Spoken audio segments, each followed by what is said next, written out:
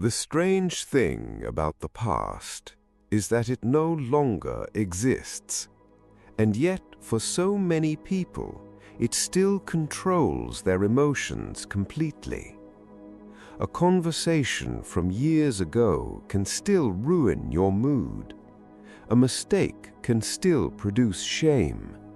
A person who already left your life can still occupy your thoughts every night.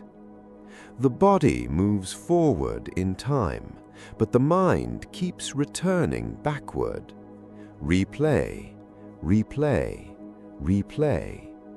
And eventually, people become emotionally trapped inside memories, not because the past is physically holding them, but because psychologically they have not released it.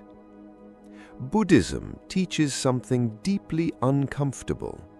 Suffering often continues not because pain happened, but because the mind keeps resisting what already happened. Tonight, I want to explore why human beings struggle to let go of the past through Buddhist philosophy, modern psychology, and quiet reflection. Because maybe healing is not forgetting. Maybe healing is learning how to stop reliving what can no longer be changed. Maybe you know this feeling. Replaying old conversations in your head, thinking about what you should have said, imagining different endings, wondering how life would look if one decision had gone differently. Many people live emotionally connected to a version of life that no longer exists, an old relationship, an old identity, an old dream, an old mistake. And even when years pass, the emotional attachment remains active internally. Psychology explains this through rumination, the repetitive mental revisiting of painful experiences. The brain believes replaying the past might somehow create resolution, but often it only deepens suffering. Buddhism recognized this pattern long ago. The mind becomes attached not only to pleasure, but also to pain, especially pain connected to identity. This should not have happened. I should have been different. Life was supposed to turn out another way. And slowly, suffering becomes tied to resistance. But what if the past is not trying to imprison you? What if it is trying to teach you?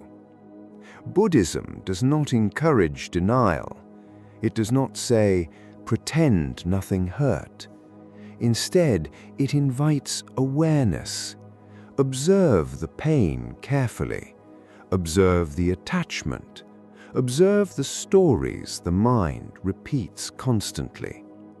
Because awareness creates space, and space changes your relationship with suffering. Modern psychology says healing begins when experiences are processed instead of endlessly avoided or replayed. That's important. Many people are not actually facing the past. They are trapped in mental loops around the past, which is different. Reflection can heal. Rumination usually wounds repeatedly. Buddhism offers another possibility. The past can become wisdom instead of identity, but only when you stop carrying it as proof that you are broken. Here is the painful gap many people never notice. They want peace while emotionally feeding old pain every day. They revisit memories constantly, reopen emotional wounds constantly, compare the present to the past constantly, and then wonder why the mind cannot rest. Imagine trying to heal a cut while reopening it every night. That is what many minds do psychologically. Buddhism teaches that attachment is not only attachment to pleasure. People also become attached to suffering, especially familiar suffering, because familiar pain feels strangely predictable, and the human mind often prefers predictable pain over uncertain healing. This explains why people stay emotionally attached to old heartbreak, resentment, guilt, anger, regret, even old versions of themselves. The past becomes psychologically safer than change. But staying emotionally trapped in memory slowly steals presence from your current life. Your body exists here, but your mind keeps living somewhere else. But something powerful begins happening when you stop fighting reality. Slowly, acceptance replaces resistance. Not approval, not pretending pain was easy. Acceptance simply says, "This happened." And strangely, those two words contain enormous freedom. Because healing often begins the moment the mind stops negotiating with the past. You stop asking, "Why did this happen?" and begin asking, "How do I move forward wisely?" That shift changes everything. Now the past is no longer a prison. It becomes a teacher. You begin understanding every painful experience changed you somehow.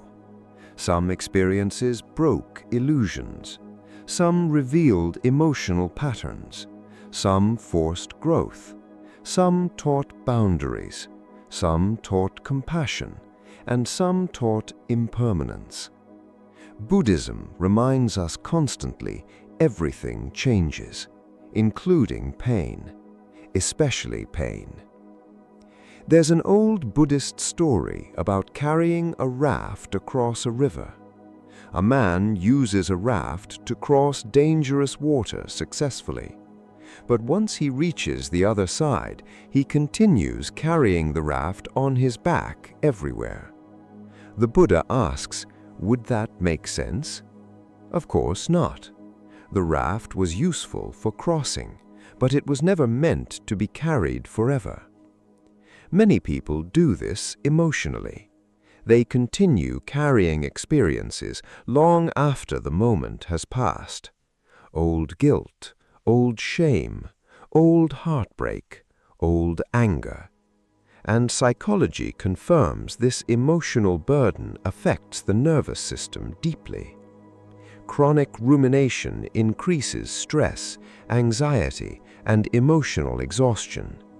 The brain remains stuck in survival mode. Buddhism offers a radically different approach. Observe thoughts without becoming trapped inside them. This is why mindfulness matters. Not to erase memory, but to stop becoming consumed by it. Thoughts about the past are not the past itself. They are mental activity happening now. That realization changes everything. Maybe letting go is misunderstood. People think letting go means forgetting or pretending something never mattered. But real letting go is softer than that. It means releasing the need for the past to be different, releasing the constant resistance, releasing the endless replaying, and slowly returning attention to the only place life is actually happening, this moment. Because no matter how many times the mind revisits yesterday, life continues unfolding now. The human mind has a strange habit. It returns to painful memories more often than peaceful ones. Psychology calls this negativity bias. The brain evolved to remember threats more strongly for survival, which means emotionally painful experiences leave deeper psychological impressions. Embarrassment, rejection, failure. betrayal, loss. The mind revisits them repeatedly, trying to prevent future pain. But often, this creates emotional imprisonment instead of protection. Buddhism observed this carefully. The mind clings to suffering because it believes attachment creates safety. If I replay this enough, maybe I can control it. But the opposite usually happens. The memory grows heavier, more emotionally charged, more connected to identity. And eventually, people stop experiencing the present clearly because they are psychologically filtering life through unresolved pain. The past becomes a lens over reality. One of the hardest parts of letting go is forgiveness, especially forgiving yourself. Many people carry years of guilt internally, things they wish they handled differently, things they regret deeply, moments they cannot stop replaying. But Buddhism asks a compassionate question. Who exactly are you punishing by holding on to guilt forever? The version of you who made those mistakes no longer fully exists. Human beings are constantly changing, learning, evolving, becoming. Forgiveness does not erase responsibility. It simply allows growth to continue. Psychology shows self-compassion creates healthier emotional healing than chronic self-condemnation.